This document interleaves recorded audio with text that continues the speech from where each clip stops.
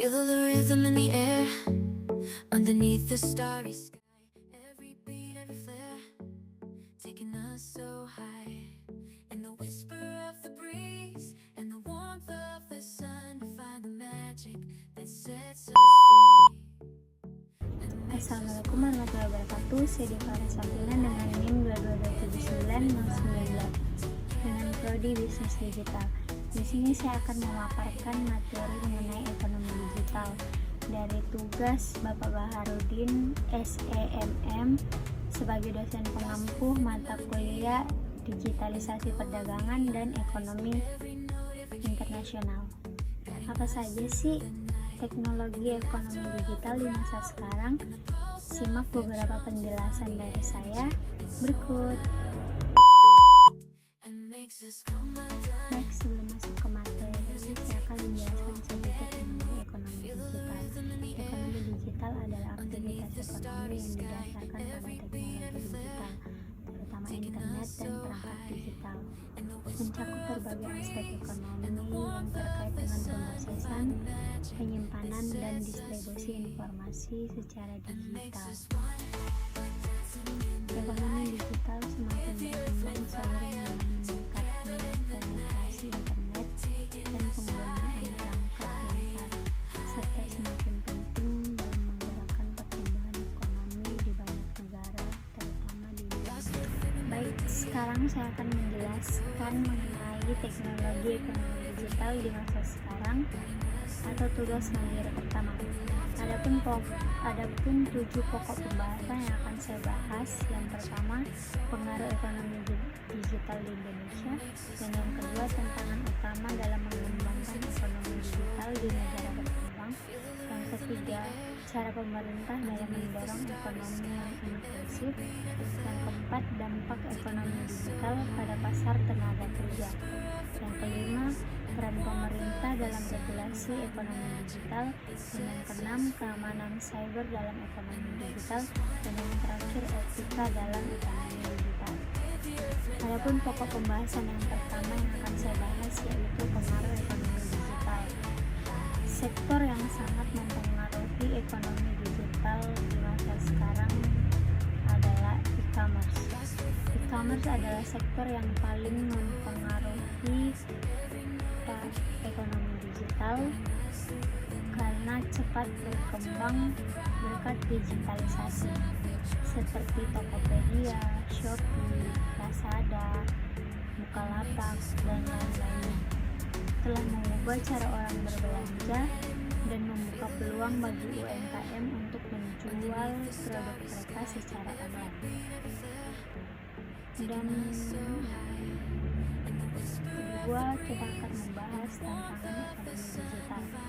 Ada 4 tantangan. Yang pertama, infrastruktur digital yang terbatas. Banyak negara berkembang masih memiliki infrastruktur yang belum memadai, keterbatasan akses internet yang cepat dan stabil, khususnya daerah pedesaan yang terpencil, menjadi penghambat utama. Dan yang kedua, kesenjangan akses teknologi. Perbedaan akses terhadap teknologi membuat sebagian masyarakat tertinggal dalam memanfaatkan peluang ekonomi digital. Sulit mengakses teknologi dasar seperti smartphone atau internet. Yang ketiga, keamanan cyber. Banyak negara berkembang tidak memiliki keamanan cyber yang kuat, sehingga rentan terhadap serangan cyber, pencurian data, dan penipuan online. Dan yang keempat, hambatan sosial dan budaya.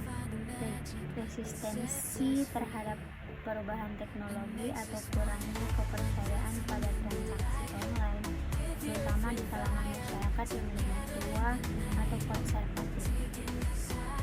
Dan yang ketiga, mendorong ekonomi digital. Bagaimana cara pemerintah mendorong pertumbuhan ekonomi digital yang inklusif?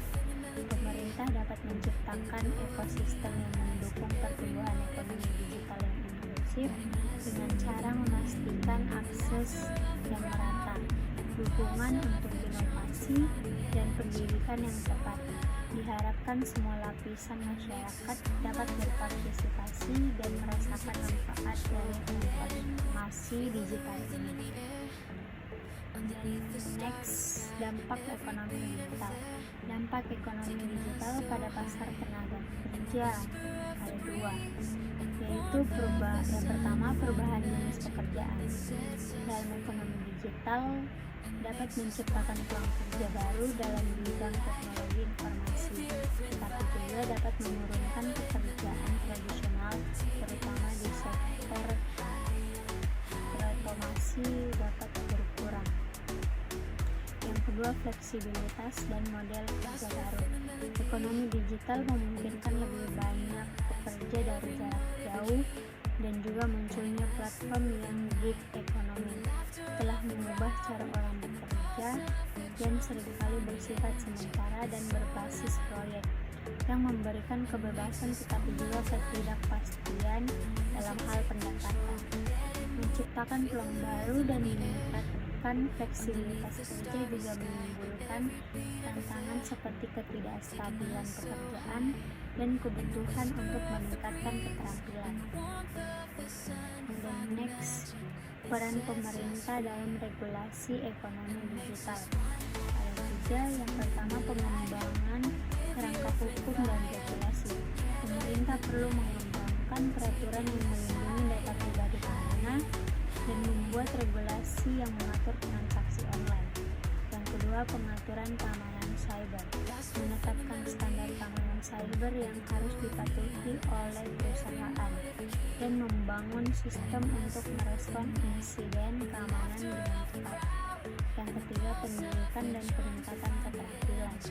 Mengembangkan program pendidikan dan pelatihan yang mempersiapkan tenaga kerja untuk menghadapi kebutuhan ekonomi digital dan mengedukasi masyarakat tentang penggunaan teknologi digital yang aman dan efektif.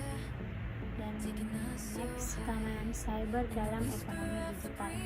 Keamanan cyber dalam ekonomi digital adalah aspek krusial yang melibatkan perlindungan sistem komputer, jaringan, dan data dari ancaman yang dapat mengganggu atau merusak operasi bisnis dan keamanan informasi. Keamanan cyber merupakan fondasi yang sangat penting untuk ekonomi digital. Perlindungan terhadap data dan sistem menjadi prioritas utama untuk menjaga kepercayaan konsumen, mendukung inovasi dan memastikan pertumbuhan ekonomi.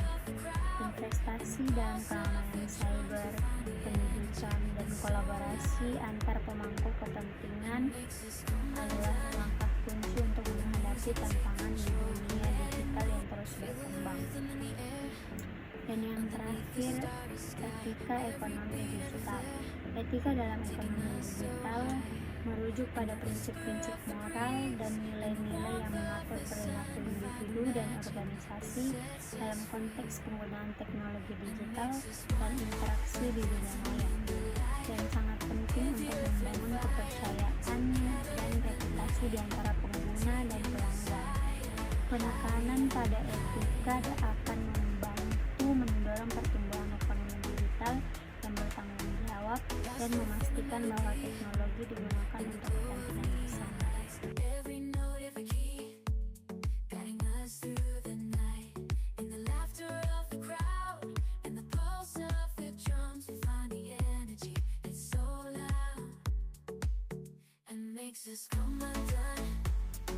Baik, mungkin itu saja dari saya. Sedikit yang bisa saya paparkan, kurang dan lebihnya mohon dimaafkan. Sekian dari saya, terima kasih. Assalamualaikum warahmatullahi wabarakatuh.